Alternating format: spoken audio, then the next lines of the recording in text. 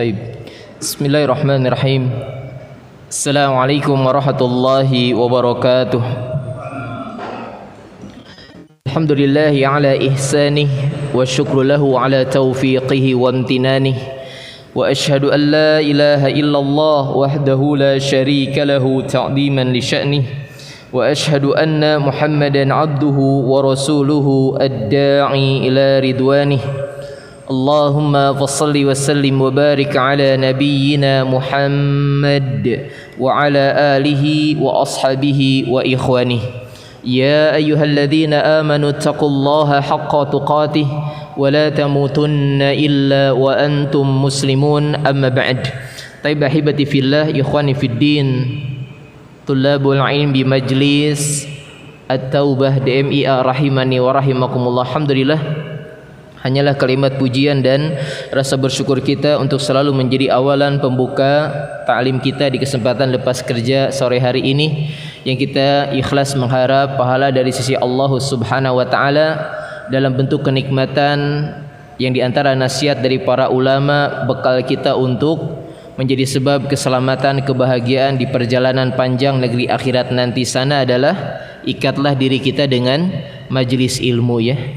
Jangan sampai lepas jiwa kita dari curahan cahaya petunjuk Al-Quran dan Sunnah, yang itu potensi terbesarnya kita dapatkan dari para guru-guru kita adalah di majlis ilmu. Hati-hati, ya. Jangan terlalu lama diri antum hilang dari garis edar majelis ilmu, ya. Khawatir lupa pulang, ya, kalau kejauhan, ya. Tapi maka nasihat dari Syekh Muhammad Ibn Shalih Al-Utsaimin rahimahullah yang paling realistis adalah usbu'iyah, pekanan lah, ya, untuk kita jaga dalam rangka mengikat diri, hadirkan diri kita, keluarga kita di taman surga. Semoga Allah anugerahkan kepada kita tambahan ilmu yang bermanfaat, amin ya rabbal alamin. Tapi ikhwahin bukan Allah Subhanahu wa taala, kita lanjutkan faidah ilmiah inti kita dari ta'lim rutin ini, membacakan Mukhtasar Ad-Da' wad Dawa atau Al-Jawabul Kafi, buah karya Al-Alamah Al-Imam Ibnu Qayyim Al-Jauziyah rahimahullah rahmatan wasi'atan. Yang pasti antum harus mengingat dan murojaah materi-materi sebelumnya, baik dari catatan antum ataupun ada rekaman link yang sudah dibagikan, ya. Maka hal ini diperlukan karena dari sistematis pembahasan risalah ataupun mukhtasar ini pun berkesinambungan, ya. Seperti pasal baru yang akan kita bahas itu masih berkaitan dengan pasal sebelumnya yang menjelaskan tentang anwa'us syirki, ya, tentang jenis-jenis kesyirikan, ya. Antum harus ingat kembali tentang, kalau anda tanyakan lagi apa perbedaan kesyirikan yang dilakukan oleh Fir'aun dan Namruz, itu antum harus bisa jawab, ya. Makanya ana kemarin japrian sama Ahari, ya. Ini ikhwah penuntut ilmu perlu ujian gak nih? Biar murajaah, ya, untuk mengukur tingkat penyerapan pemahaman materi, ya. Gak usah malu hasil apapun, ini rahasia diantara kita, ya. Tapi, ya, biasanya ini setelah pasal ini ujian harusnya, ya. Kalau mau nanti ujian berarti di bulan November, ya. Tapi ikhwan bang Allah Subhanahu wa taala, pasal yang akan kita bahas masih melanjutkan tentang penjelasan dari al-muallif rahimahullahu rahmatan wasi'atan tentang asyirku, ya, tentang kesyirikan. Yang di antara jenis kesyirikan di pasal yang sebelumnya yang sudah kita bahas adalah asyirku fil muamalati ma'allahi azza wa jalla. Adanya bentuk kesyirikan dalam bermuamalah dengan Allah adalah dalam skup ibadah, ya. Bukan dalam bentuk apa? Bukan dalam bentuk tidak mengimani adanya Allah, ateisme, bukan. Bukan juga dalam bentuk kesyirikan menghadirkan tandingan bagi Allah, bukan, ya. Ataupun mengimani Allah esa tapi kurang sempurna, itu bukan. Itu bentuk-bentuk ta'til yang tingkat kesyirikannya lebih parah itu. Nah, maka dalam bentuk kesyirikan bermuamalah dengan Allah itu dalam pelaksanaan ibadah dirinci lagi oleh Ibnu Qayyim rahimahullah dalam fasal ini. Maka kata beliau, asyirku fil ibadah, fasal tentang kesyirikan dalam perkara ibadah, ya, dalam perkara ibadah. Baik, kita bacakan. Kata beliau, wa amma syirku fil ibadati fahuwa ashalu min hadha syirki wa akhafu amran. Kata beliau, adapun jenis kesyirikan dalam perkara ibadah ini adalah perkara ashalu, bisa dimaknai paling mudah sering terjadi, atau tingkatannya paling ringan, karena diperkuat dengan lafaz berikutnya akhaf, ya. Maka maksud beliau berkata ini adalah kalau dikomparasikan, ya, kalau dibandingkan dengan jenis kesyirikan yang diperlakukan contohnya oleh Fir'aun dan Namrud di bulan yang lalu, ini masih lebih ringan. Kalau pembandingnya adalah jenis kesyirikan yang apa? Tidak mengimani adanya Tuhan, berarti ini Fir'aun. Kalau meyakini adanya tandingan Tuhan, berarti Namrud, ya. Dan para musyrikin yang lainnya, berhala, patung, penyembah bintang, ya, benda-benda langit, keramat dan seterusnya. Maka kalau dibandingkan dengan jenis kesyirikan yang model itu, ini memang di bawah grade-nya, ya. Dan juga nanti akan ada kalimat dari Ibnu Qayyim rahimahullah, dan inilah yang paling dilazimkan oleh beliau, paling banyak sering menimpa manusia saat ini. Kesyirikan dalam peribadahan, ya. Nanti bentuknya bagaimana kita lihat penjelasannya. Kenapa kata beliau lebih ringan dibandingkan level kesyirikan yang lainnya yang sudah kita bahas sebelumnya? Fa innahu yasduru mimman ya'taqidu annahu la ilaha illallah. Karena memang benar dosa kesyirikan ini terjadi, tapi dari pelaku yang hukum asalnya dia tetap beritikad, meyakini kalau Allah itu esa. Jadi pelaku kesyirikan ini tetap meyakini hukum asalnya tidak ada ilah yang berhak diibadahi dengan benar kecuali Allah. Bukan yang tidak mengimani adanya Tuhan, bukan yang mengimani Tuhan berbilang, bukan. Dia meyakini Allah itu esa. Kemudian kata beliau, dan juga wa annahu la yadurru wa la yanfa wa la yu'ti wa la yamna. Dan pelaku kesyirikan ini pun meyakini bahwasanya Rabb yang dia sembah itu zat yang benar-benar mampu untuk mendatangkan kemaslahatan, menolak kemudaratan, ya, mendatangkan kebaikan ataupun menolak keburukan. Dia tahu itu Allah Subhanahu wa taala. Ya. Jadi kalau gampangannya mah zahirnya dia ahli tauhid gitu. Cuma pas masuk praktikan muamalah ibadah ada cacat penyakit yang menjangkiti muamalah dia dalam beribadah kepada Allah Subhanahu wa taala, ya. Wa annahu la ilaha ghairu. Dia pun pelaku kesyirikan ini meyakini tidak ada ilah selain Allah, hanya Allah saja. Ya. Intinya dia tetap mengesahkan Allah Subhanahu wa taala, ya. La rabba siwa, tidak ada rabb. Berarti rububiyahnya oke nih. Rabba kan rububiyah, ya. Tadi la wala ilaha ghairah, tidak ada ilah selain Allah, berarti uluhiyahnya oke atau tidak? Oke juga sebetulnya. Ya. Dan rububiyahnya juga selamat gitu, ya. Namun apa yang terjadi bisa dibaca la yakhlusu atau la yukhlisu lillahi fi muamalatihi. Hanya saja dalam aktivitas bermuamalahnya dengan Allah yang kita sebut peribadahan, dia tidak ikhlas. Yang menjadi gangguan ikhlasnya dijelaskan oleh Ibnu Qayyim rahimahullahu rahmatan wasi'atan, ya. Dan wa ubudiyati, dalam muamalahnya kepada Allah dan dalam peribadahannya, ya. Bal ya'malu haddahu nafsi, ketika dia bermuamalah beribadah terkadang ada porsi yang keuntungan yang ingin dia dapatkan, taratan, kadang-kadang, iya. Dan ini saya kira memang kondisi yang maklum lah, ya. Baik mungkin yang apalagi menempuh jalan agama juga, kita juga tahu sendirilah bagaimana ternyata hadis sahih yang menyebutkan awal pertama api neraka jahanam dinyalakan adalah untuk mengadab siapa? Pelaku amal salih semuanya, ya. Orang yang dermawan, mujahid, fisabilillah, dan juga ahlul Quran atau ahlul ilmi. Tapi ternyata ada penyakit yang menimpa pada muamalah dia dengan Allah dalam amalannya besar semua. Sedekah, berinfak, kedermawanan, ya. Kemudian berjihad di jalan Allah, mati syahid. Kemudian ahlul ilmi, ahlul Quran yang mendakwahkan, tapi ternyata ada sisipan dunia yang ingin dia dapatkan untuk dirinya, ya. Sampai penjelasan dari Gurunda disebutkan bahwasanya termasuk juga tidak menutup kemungkinan para PK. Apa PK? Panitia kajian, ya. Panitia kajian ada yang numpang pansos, ya. Apalagi kalau ustadznya sekali bernasional gitu, dampingin ustadz kemana-mana, aktivitas harian ustadz juga dia temenin. Tapi kalau Ustadz Firanda, ustadznya renang ikut renang.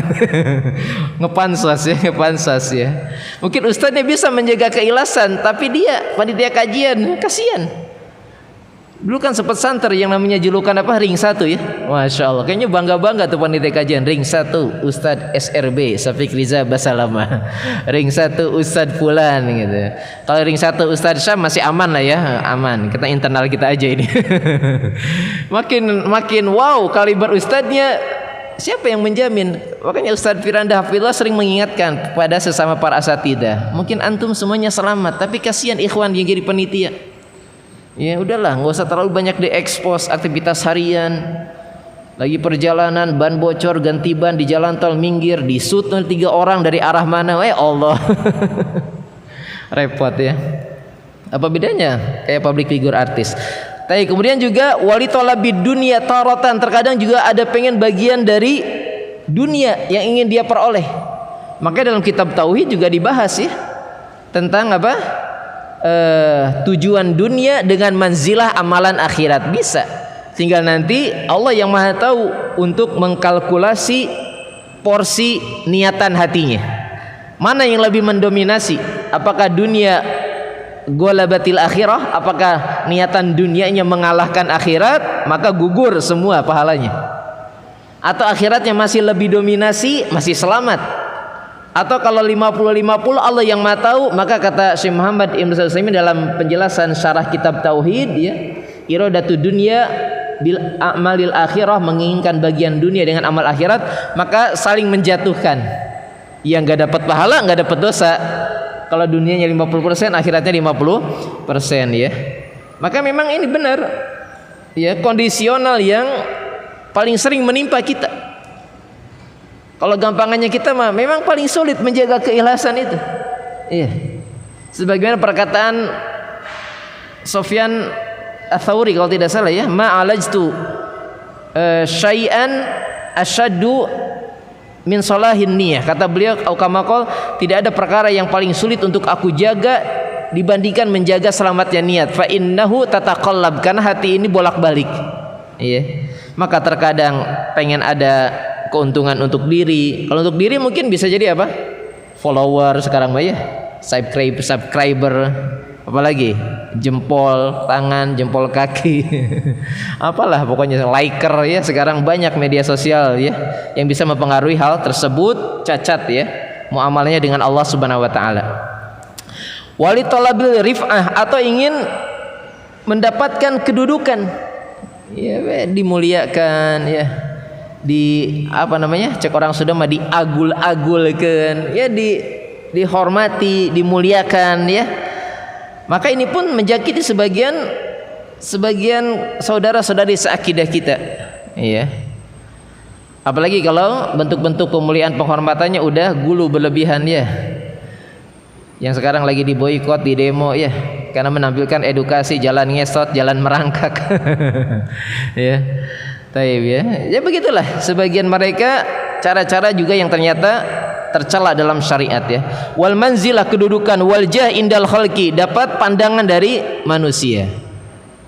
Kalau gampangnya sekarang pandangan dari manusia itu talamuk indan nas, cari muka. Bahasa Arabnya talamuk. Kedengeran sama orang Cikarang carmuk ya. Sama lah kayak Sayyidati, karena dialek lahjah Arab cepat kedengarannya Siti. Sayyidati Khadijah jadi Siti Khadijah, Sayyidati Aisyah jadi Siti Aisyah, Siti weh semuanya ya. Taib ya. Maka seperti itu. Yang benar adalah talamuk indallah, cari muka di hadapan Allah sajalah sudah. Ya, di hadapan Allah Subhanahu wa taala. Falillahi min amalihi wa sa'yihi nasibun ya, maka dalam upaya amalan dia memang ada porsi untuk Allah dan sebagiannya terjangkiti untuk selain Allah. Ya tadi, untuk keuntungan diri, dunia, popularitas, kedudukan, follower, pujian, ya dan seterusnya. Ya. Maka dia membagi-bagi bagian dari ibadahnya tersebut, bahkan tidak menutup kemungkinan wali syaitani nasibun. Ternyata dari amalan yang tidak terjaga bermuamalah dengan Allah, ada bagian yang harus dia serahkan kepada setan. Contoh apa? Pelaku amal soleh bisa ujub atau tidak? Bisa. Bisa sombong atau tidak? Bisa. Itu kan bagian dari setan itu. Yang sudah kita bahas jenis-jenis dosa yang bersumber mewarisi sifat setan ya. Karena mungkin ya lagi-lagi kalau panitia kajiannya hebat, bikin tablik akbar, ngundang ustadz kibar, bisa tuh kena kesombongan. Tim gue, nah mulai kan. Antum gak ada yang pernah berhasil kan ngundang ustadz ini, masya Allah. Bisa saja ya, bisa terjadi kesombongan ya.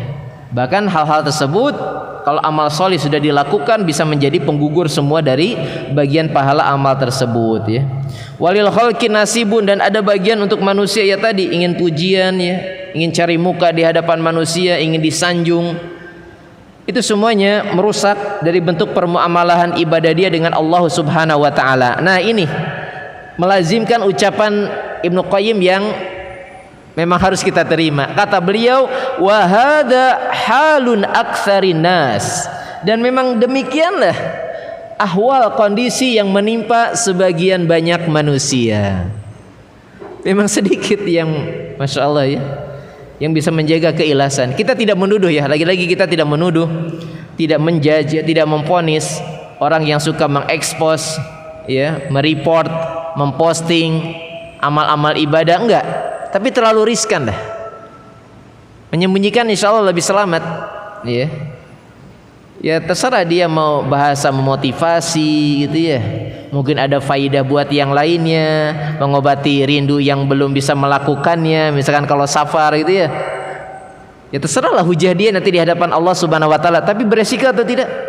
Beresiko. Buktinya kalau diposting yang likersnya banyak, tambah getol postingannya. Kalau nggak ada yang liker udah pundung ya. Besok beberapa hari nggak posting. Kenapa nggak posting lagi? Yang terakhir minim liker, minim jempolers gitu ya. Itu berarti berpengaruh di penilaian manusia ya. Maka inilah ahwal kondisi kebanyakan manusia. Dari sisi inilah yang dimaksud oleh Ibnu Qayyim rahimahullah, kalau pembanding dengan jenis kesyirikan yang menafikan adanya Allah, yang menyebutkan Allah berbilang, menyebutkan Allah ada tapi sifatnya tidak sempurna, oh itu lebih fatal lagi. Meskipun ini termasuk kesyirikan ya. Dan semua hal yang tadi ini adalah masuk dalam skup muamalah yang terkotori dengan penyakit riya.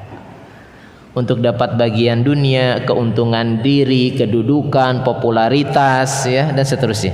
Fariya'u kulluhu syirkun. Ini sudah tidak bisa terbantahkan. Maka memang segala jenis riya apapun modelnya itu termasuk praktikan kesyirikan. Meskipun Nabi menyebutkan bahwasanya akhwafus indana yakni syirkul asghar, yang paling Nabi takutkan kepada kita adalah syirik kecil yakni riya. Iya. Tapi jangan lihat kecilnya, yang dilihat syiriknya. Kecil-kecil juga syirik. Jangan dibalik. Enggak apa-apa lah Ustaz, syirik juga kan kecil. Jangan dibalik, kecil-kecil juga sih syirik, bahaya ya. Qala Allah azza wa jalla, maka sisi pendalilan yang dibawakan oleh Imam Ibnu Qayyim rahimahullah adalah ayat terakhir dalam surah Al-Kahfi ya. Di mana kita tahu Ibnu Katsir rahimahullah menjelaskan dalam tafsirnya tentang ayat ini adalah ini termasuk dua syarat mutlak diterima amal ibadah, yakni ikhlas dan ittiba. Dalil yang dibawakan Ibnu Katsir ayat ini. Nah, Ibnu Qayyim membawakan ayat ini ketika tadi sebelumnya fariya'u kulluhu syirkun, maka segala jenis riya semuanya adalah kesyirikan. Kata Allah Subhanahu wa taala, "Qul innama ana basyarum mithlukum yuha ilayya." Katakan oleh Muhammad, hanyalah engkau ini, aku ini adalah manusia seperti kalian, manusia biasa. Hanya yang menjadi pembeda engkau dengan manusia yang lain adalah yuha ilayya, diwahyukan kepadaku, diwahyukan kepada Nabi Muhammad ya. Bahwasanya annama ilahukum ilahu wahid, tidak ada ya, hanyalah ilah kalian adalah ilah yang satu, yakni Allah Subhanahu wa taala. Faman kana yarju liqa'a rabbih, maka barang siapa yang berharap perjumpaan dengan Rabbnya, maka kata Allah syaratnya falyamal amalan salihah. Hendaknya kalian beramal dengan amal salih. Apa yang dimaksud amal salih? Kata Ibnu Katsir, amalun salih yakni amalun mutabi'u sunnatin nabi. Amalan yang relevan mengikuti contoh Nabi. Berarti ini syarat diterima amal yang kedua, ittiba. Allah sebutkan lebih duluan dalam ayat ini. Wala yusyrik bi ibadati rabbi ahada, dan jangan menyekutukan Allah dengan sesuatu apapun dalam bentuk peribadahan apapun, dan ini namanya ikhlas. Maka benar di ayat ke-110 surat Al-Kahfi ini mengandung 2 syarat mutlak diterima amal ibadah. Kalau diurutkan ya meskipun dalam lafaz ayat ini ya dengan mubalaghahnya, dengan mukjizatnya bahasa Al-Qur'an, maka Allah mendahulukan falyamal amalan shaliha, maka hendaknya kalian beramal salih. Kapan sebuah amal disebut salih? Yani ketika kaifiyah tata cara praktikannya mengikuti contoh Nabi sallallahu alaihi wasallam ya, bukan amal salah ya, bukan amal thalih ya. Adapun yang ikhlasnya wala yusyrik bi ibadati rabbih ahada. Inilah 2 syarat kalau antum belajar manhaj di kitab-kitab manhaj. Maka kalau berbicara tentang 2 syarat mutlak diterima ibadah pasti dalilnya ini. Dalilnya surat Al-Kahfi ayat 110 atau ayat terakhir ya. Kemudian Ibnu Qayyim rahimahullah pun menukilkan tentang bagaimana bentuk kekhawatiran yang sangat besar dari amalan hati Amirul Mukminin Ats-Tsani Al-Faruq Umar ibn Khattab. Kita tahu sejarah mencatat Umar ini yang paling sensitif terhadap kesyirikan. Ada yang tahu contohnya? Beliau memutus khawatir sahabat cacat tauhidnya. Yang pernah beliau lakukan apa? Tidak memilih Khalid bin Walid menjadi panglima perang. Karena sudah santer di hati para sahabat bercokol keyakinan kalau kita perang dipimpin Khalid pasti akan menang. Umar nggak mau itu. Khalid nggak jadi pimpinan dulu.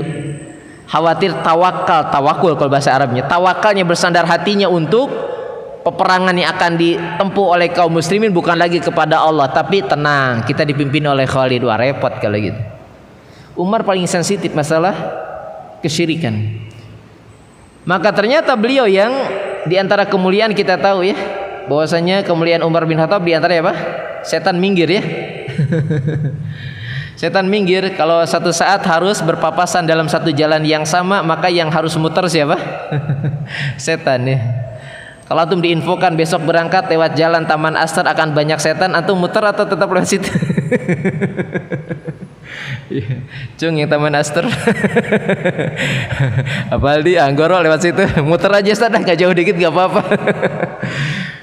Kalau Umar enggak, setan yang minggir. Sekarang dipakai dalil oleh para ahli sufi. Pasang foto habaib, pasang foto wali-wali. Itu sama seperti bagaimana Umar ditakuti oleh setan. Kalau rumah pengen tidak ada setan, pasang foto mereka. Subhanallah. Siapa yang menyamakan yang dianggap mulia dengan sahabat Umar ini? Tapi intinya Umar yang luar biasa keutamaannya, namun ternyata beliau takut dengan kesyirikan menjangkiti amal solih yang beliau upayakan. Maka di antara doa beliau, meskipun ulama berselisih pendapat ya, doa ini sanadnya apakah bisa diterima atau tidak, tapi paling tidak ada 2 periwayatan yang dikuatkan oleh para ulama tentang doa ini. Makanya sering ma'ruf doa ini dibawakan oleh para ulama kita ya. Di mana Umar bin Khattab radhiyallahu taala anhu pernah berdoa, Allahumma ja'al amali kullahu salihan. Ini anak kira perlu kita hafal ya, ikhwan ya. Enggak terlalu panjang kok doanya. Doa Umar bin Khattab selain doa Abu Bakar As-Siddiq ini sahih ya, yang sering kita baca dalam zikir pagi dan petang apa? Allahumma inni a'udzubika an usyrika bika syai'an wa ana a'lam wa astaghfiruka lima la a'lam. Nah, ini doa yang Nabi ajarkan kepada Abu Bakar, manusia terbaik setelah Nabi yang pertama. Adapun manusia terbaik kedua setelah Nabi, Umar bin Khattab, sering doanya ini. Masing-masing sama, konten doanya sama. Berlindung dari kesyirikan ya. Kata Umar, Allahumma ja'al amali kullahu salihan. Ya Allah, jadikanlah amalanku ini seluruhnya salih. Tadi apa salih? Cocok, relevan, relate sesuai dengan petunjuk Nabi. Syarat ittiba harus terpenuhi. Kemudian lanjutan doa dari beliau adalah waj'alhu liwajhika khalisan, dan jadikanlah seluruh amalanku tersebut ikhlas hanya mengharap wajah engkau. Nah, ini berarti syarat ikhlas nih. Dalam doa Umar pun yang pertama disebutkan ittiba dulu ya. Adapun lafaz yang ketiga ini taukid, wala taj'al li ahadin fihi syai'a, dan jangan engkau jadikan ada bagian sisipan keinginan di tengah-tengah hati manusia dari amalanku ini. Pengen dipuji, pengen disanjung ya, cari muka. Umar berlindung diri ini. Ya. Hafalkan doa ini, Allahumma ja'al amali kullahu salihan ya, waj'alhu liwajhika khalisan wala taj'al lihadin fihi syai'a ya. Baik, kita lanjutkan pasal ini, kita selesaikan ya. Wa hadza syirku fil ibadati yubtilu thawabal amal. Maka jelas noda kesyirikan yang menjangkiti setiap amal ibadah akan membatalkan pahala amalan kita. Ana yakin penuntut ilmu di sini pahamlah perbedaan antara syirik besar dengan syirik kecil. Di antara syirik kecil semisal riya, keburukannya adalah menggugurkan pahala amalan itu saja yang ada riyanya, enggak menghabiskan, meluluhlantahkan semua. Adapun syirik besar menghabiskan semua amalan, seperti ayat apa? Lain asyrokta layah batona amaluk. Kalau engkau sekali saja berbuat kesyirikan, maka batal semua amalan wahai Muhammad. Itu syirik akbar maksudnya. Adapun riya ketika masuk syirik kecil, ini perkataan Imam Al-Qayyim menyepakati dengan perkataan ulama ijma bahwasanya syirik kecil membatalkan pahala amal yang ketika beramal terjangkiti dengan penyakit syirik kecil tersebut semisal riya. Kalau riyanya pas sholat, ya sholatnya yang batal, tapi pas zikir baca Qur'annya mungkin dia sedang menjaga keikhlasan, ya tidak ikut batal. Ya. Wa qad yu'aqibu alaihi idza kana al-amalu wajiban. Tapi hati-hati, keburukan jenis kesyirikan ini pun ternyata koma kalau hanya membatalkan pahala amal yang terjangkit kesyirikan ini. Ternyata belum titik. Titiknya juga ternyata selain amalnya batal tidak diterima, tapi juga berkonsekuensi diazab oleh Allah. Tapi maksudnya kalau amalan yang dia lakukan terjangkiti kesyirikan tersebut amalan yang jenis amalannya wajib. Kenapa sisi pendalilannya? Kata Imam Al-Qayyim rahimahullah, fa innahu yunziluhu manzilata man lam ya'mal. Karena dia sebetulnya sama positioningnya seperti orang yang tidak beramal. Contoh nih, sholat asar tadi wajib atau tidak? Wajib. Yang meninggalkan sholat asar, ya kalau masih berlaku fungsi akal sehat berarti nggak ada udzur. Dosa atau tidak? Dosa.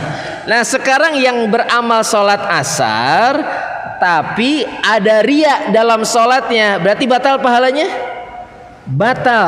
Dan itu posisinya sama seperti orang yang tidak sholat tadi. Dosa atau tidak? Dosa. Gitu maksudnya ya. Jadi bukan hanya membatalkan amal yang terjangkit kesyirikan itu saja, belum titik itu. Lanjutannya adalah ternyata tetap diikob juga, bahasa kita diadab, yu'aqibu, diadab. Karena positioning dia sebetulnya sama seperti orang yang tidak menunaikan amalan wajib tersebut. Iya. Makanya terancam juga diadab oleh Allah Subhanahu wa taala, fa yu'aqibu ala tarkil amri, maka dia akan diadab karena memang posisi status dia sama yang meninggalkan kewajiban.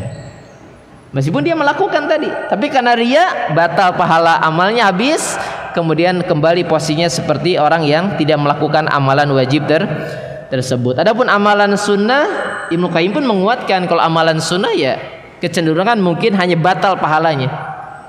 Karena yang sunnah kalau kembali ke istilah ahkamul fiqhiyah ya dikerjakan dapat pahala, tidak pun tidak apa-apa ya. Fa inna Allah subhanahu innama amara bi ibadati ibadatan khalisatan. Karena memang lagi-lagi perlu kita ingat, tugas kita Allah ciptakan, hakikat tujuan penciptaan kembali mewujudkan Adzariyat 56. Kita dengan bangsa jin diciptakan untuk beribadah kepada Allah, maka hanyalah Allah itu perintahkan kita beribadah dengan ibadah yang wajib harus ikhlas. Allah enggak terima ya. Jenis peribadahan yang Allah perintahkan kemudian kita melakukannya tanpa ada keikhlasan. Maka dalil tentang keikhlasan, antum yang sudah ngaji manhaj Pasti ayat ini sering antum dengar. Ayat kelima surah Al-Bayyinah ya. Tentang keikhlasan, Allah Azza wa Jalla berfirman, "Wa ma umiru illa liya'budullaha mukhlishina lahuddina hunafa." Kata Allah, dan tidaklah kalian diperintahkan untuk beribadah kepada Allah kecuali dalam keadaan ikhlas baginya seluruh agama lurus ya. Dipersembahkan kepada Allah Subhanahu wa taala. Faman lam yukhlis lillah fi ibadati, maka barang siapa yang tidak ada keikhlasan dalam ibadahnya kepada Allah Subhanahu wa taala, lima lam yaf'al ma umira bihi, dia pun tidak mengerjakan apa yang diperintahkan oleh Allah kepadanya dengan keikhlasan dalam ibadah, balil ladzi ata bihi syai'un, maka dia akan datang ya menghadap kepada Allah Subhanahu wa taala dengan apa yang Allah perintahkan, fala yasih, maka amalannya tidak sah. Dalam hadis qudsi apa? Ana agna syuraka, kata Allah, aku zat yang paling tidak butuh terhadap persekutuan. Iya, Allah tidak butuh terhadap adanya amal yang ada sekutu, tandingan, persembahan amal itu selain kepada Allah. Yang antum tahu kan syirik itu bukan tidak beribadah kepada Allah. Syirik itu kan menduakan lah bahasa kita mah. Ya. Iya, dia beribadah kepada Allah tapi juga ada tujuan yang lain. Iya. La yuqbal minhu, maka amalannya tidak diterima oleh Allah Subhanahu wa taala. Wa yaqulullah, maka Allah berfirman dalam hadis qudsi, ana agna syuraka ya. Aku ini zat yang paling tidak butuh terhadap persekutuan. Faman amila amalan asyraka ma'i fihi ghairi fahuwa lilladzi asyraka bi. Maka barang siapa yang menghadirkan sekutu dalam setiap amalannya, maka amalannya akan dikembalikan kepada dia dengan para sekutunya. Enggak Allah terima. Enggak Allah terima ya. Wa anna minhu bariun, dan Allah tegas, aku berlepas diri. Maksudnya aku enggak butuh amal apapun yang kalian upayakan kalau ternyata kalian bersekutu, menyekutukan aku dengan sesuatu apapun dalam amal solih tersebut. Ini hadis qudsi sahih ya, dikeluarkan oleh Imam Muslim dalam sahihnya. Baik, kita lanjutkan beberapa paragraf lagi ya. Wa hadza syirku yanqasimu ila magfurin wa ghairi magfurin wa akbar wa asgar. Dan jenis kesyirikan ini kata Imam Al-Qayyim terbagi lagi. Ada yang memang diampuni, ada yang tidak. Contoh yang tidak diampuni yang dimaksudkan dalam ayat 48 ya, surah An-Nisa. Allah Azza wa Jalla berfirman, innallaha la yaghfiru ayyushraka bi wa yaghfiru ma duna dzalika liman yasha. Sesungguhnya Allah tidak mengampuni perbuatan kesyirikan ya, menyekutukan Allah dengan sesuatu apapun, dan Allah mengampuni dosa-dosa selainnya yang Allah kehendaki. Ini kata para ulama syirik besar ini. Ya, syirik besar yang membatalkan keislaman, yang menggugurkan semua pahala amalan apapun yang sudah dia perjuangkan, dan dia mati di atas kekafiran, tidak ada ampunan. Kemudian adapun yang jenis ampunan adalah ya syirik kecil. Kalau dia bertaubat kepada Allah Subhanahu wa taala dan juga misalkan dominasi apa yang menjadi keinginan dia selain wajah Allah lebih dikalahkan dengan keikhlasannya, karena tadi kan bisa bersaing gitu. Iya, dia mengharap pahala Allah, ada sisipan dunia, maka nanti siapa yang paling mendominasi itu bisa Allah ampuni. Bisa Allah ampuni ya. Contoh kesyirikan yang tidak diampuni sebagaimana surat Al-Maidah ayat 72 ya. Kata Allah apa? Fa innahu man yusyrik billah faqad harramallahu alaihimul jannah. Kata Allah, maka sesungguhnya siapa yang berbuat menyekutukan Allah, maka sungguh baginya diharamkan surga. Ini contoh dalil-dalil yang disebutkan oleh Imam Al-Qayyim. Jenis kesyirikan ini ada yang bisa diampuni, ada yang tidak. Ada yang termasuk kesyirikan akbar, ada yang syirik kecil ya. Wan naul awal yang qasimu ila kabirin wa akbar. Adapun yang jenis pertama, jenis kesyirikan yang besar, bahkan paling besar. Walaisa syai'un minhu maghfuran, maka tidak ada bagian ampunan dari pelaku dosa tersebut ya. Contohnya diantaranya adalah kesyirikan amalan hati. Amalan hati seperti mahabbah, cinta, Emang luar biasa ya kalau sudah berkaitan dengan amalan hati. Kalau lempengannya amal-amal yang solih, pahalanya besar. Tapi kalau lempengannya kemaksiatan amalan hati, waduh, dosanya juga besar itu. Iya. Makanya rasa cinta kepada Allah, pengagungan, rasa takut, rasa berharap, tawakal, isti'adah, isti'anah, istighosah itu ya. Itu kan amalan hati semuanya. Maka kata Ibnu Qayyim, di antara jenis kesyirikan yang besar yang tidak diampuni adalah kesyirikan menyekutukan Allah dalam masalah cinta dan pengagungan. Ya. Anna yuhibba makhluqan kama yuhibbullah. Seseorang dalam praktikannya mencintai makhluk seperti tingkatannya sama seperti mencintai Allah, selevel ya. Bahkan kadang sering mengalahkan rasa cintanya kepada Allah. Suami dikalahkan dengan rasa cintanya kepada istri sampai melakukan hal-hal yang bermaksiat, ataupun misalkan minimal yang israf, yang tabdzir, melalaikan ya. Walaupun tidak sampai yang dosa-dosa lah yang haram ya, bisa dikalahkan ya. Orang tua pun bisa menjadi pengecut karena cintanya kepada anak-anak, bisa menjadi orang yang bakhil gitu ya. Maka termasuk kondisi begini, kata Imam Ibnu Qayyim, termasuk kesyirikan besar, bahkan termasuk kategori paling besar ya, ketika menghadirkan rasa cinta dan pengagungan kepada makhluk seperti rasa cinta dan pengagungan kepada Allah Subhanahu wa taala. Dalilnya surat Al-Baqarah ayat 165. Kata Allah, wa minan nasi may yattakhidhu min dunillahi andada, dan dari sebagian manusia ada yang mengangkat tandingan bagi Allah ya. Kemudian yuhibbunahum kahubbillah, mereka mencintai tandingan Allah tersebut sebagaimana mereka mencintai Allah. Ini bukan kriteria orang beriman. Adapun orang beriman, kata Allah, walladzina amanu asyaddu hubbalillah, kalau benar-benar keimanannya sempurna, maka rasa cintanya yang terdahsyat hanyalah kepada Allah Subhanahu wa taala ya. Makanya kalau tidak salah dalam surat At-Taubah ya, At-Taubah ayat 24 kalau tidak salah ya, itu 8 rasa cinta yang naluriah, insting, gorizah ita ya. Walau kana abaukum gitu ya, wa abnaukum wa ikhwanukum wa ashiratukum gitu ya. Kemudian apa? Wa amwalun iqtarabtumuh, kemudian wa tijaratul takhafu kasaudaha wa masakin thayyibah. Ya udah tuh, bapak, anak, pasangan, keluarga, kerabat, sedulur-dulur, perdagangan, perniagaan, kemudian rumah ya, perhiasan. Itu kecintaan yang menjadi gorizah kita. Tapi Allah ancam, kalau kecintaan terhadap 8 perkara tadi melebihi kecintaan kepada Allah dan Rasulnya, maka tunggu saja perkara balasan dari Allah Subhanahu wa ta'ala. Ini menguatkan surat Al-Baqarah ayat 165. Wa qala ashabu hadza syirki, maka pelaku kesyirikan ini nanti akan berdialog ya di hari kiamat nanti.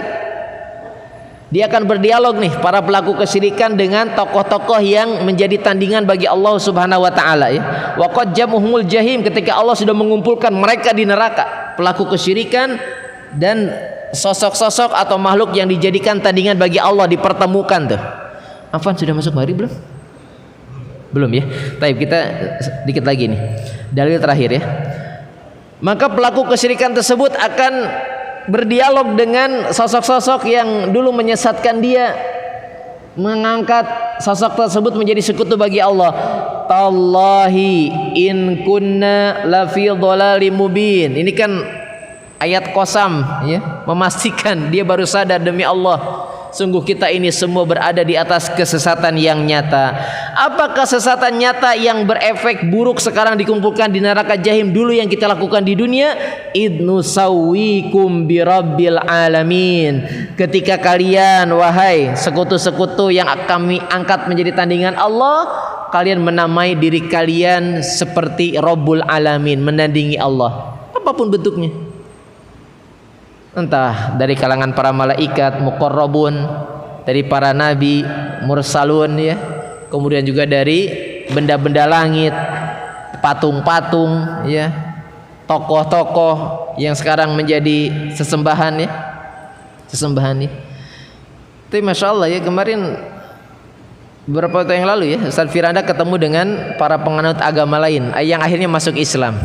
Ternyata fitrah mereka berkata, ternyata ada sosok yang dianggap kemuliaan akhlaknya melebihi atau menandingi, menyamai dengan sosok yang menjadi sesembahan agama itu saat ini. Kata dia, fitrah nggak begini. Yang benar-benar kita sembah tuh yang paling top level. Kok ini ada yang menyamainya? Hanya dia masuk Islam. masuk Islam ya.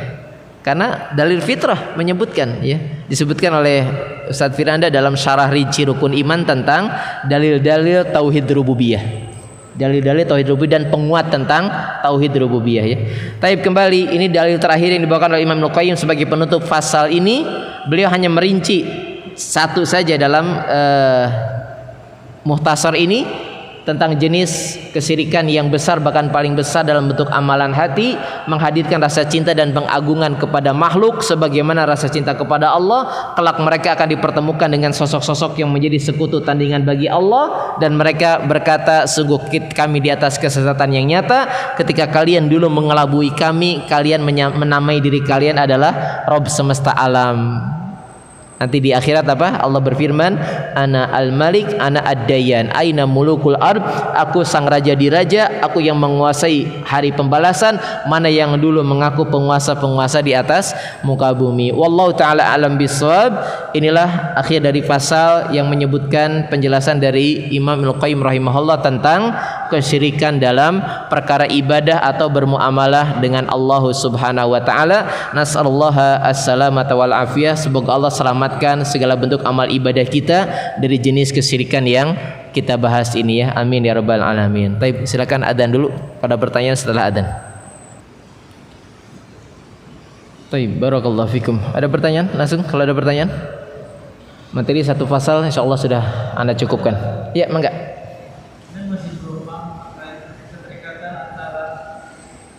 Syirik dalam beribadah itu berarti sama dengan ria ya?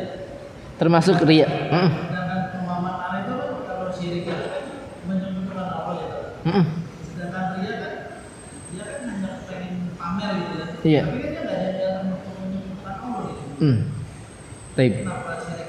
Kenapa itu termasuk syirik gitu? Kenapa dipastikan termasuk jenis kesyirikan gitu ya? Iya kan kalau biasanya kalau orang ria kan Siap. pengen diakui gitu, tapi Siap. berarti dia Taib, fahim tu insyaallah. Cukup? Taib. Barakallahu fiik wa jazakallahu khairan. Pertanyaan yang bermanfaat ya untuk mentakkid apa yang menjadi beberapa paragraf penjelasan kita yang ketika dimasukkan pasal khusus oleh Imam Al-Qayyim, asyirku fil ibadah, jenis kesyirikan dalam perkara ibadah adalah riya. Tadi beliau mengatakan kemungkinan besar pelaku riya itu tidak dalam bentuk menyekutukan Allah, ada tandingan bagi Allah, tidak. Taib. Kita akan jawab lebih jelas lagi sebetulnya di pasal berikutnya.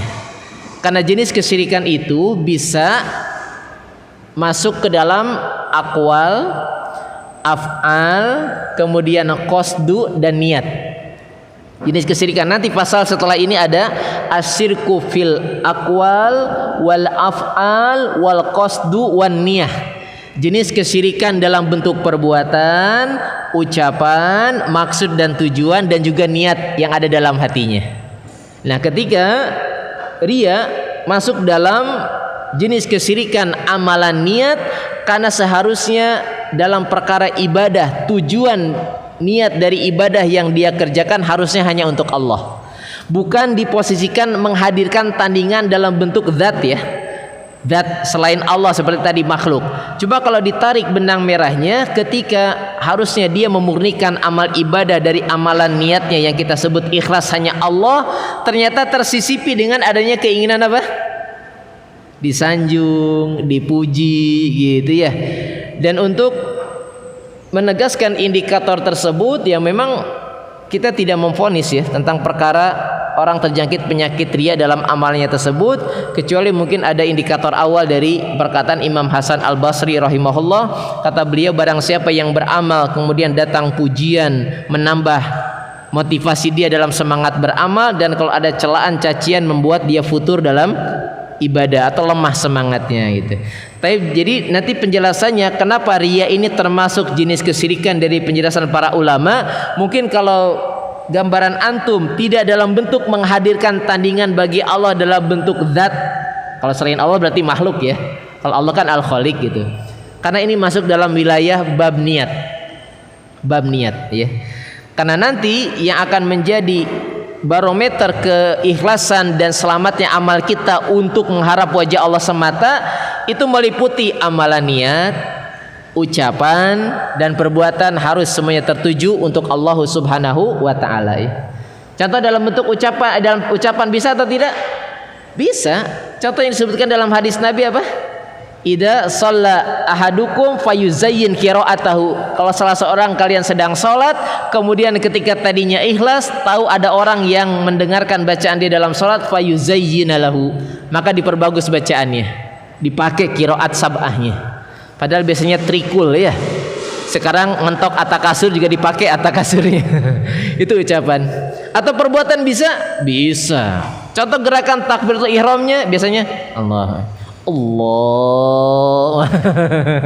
bisa saja. Jadi masuk semua dalam gerakan, perbuatan, ucapan ya, maksud, tujuan ataupun amalan niat hati ya. Dan riya ini masuk dalam jenis kesyirikan amalan hati atau niat ya.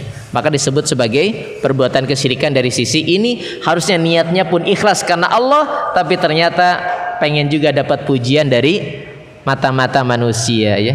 Sudahlah, gampangannya cukup semuanya cari mukanya kepada Allah aja gitu ya. Jangan cari muka di hadapan manusia karena bersiaplah untuk kecewa ya. Wallahu a'lam bishawab. Nah, itu yang bisa Anda jawab. Masih ada? Bisa dipahami?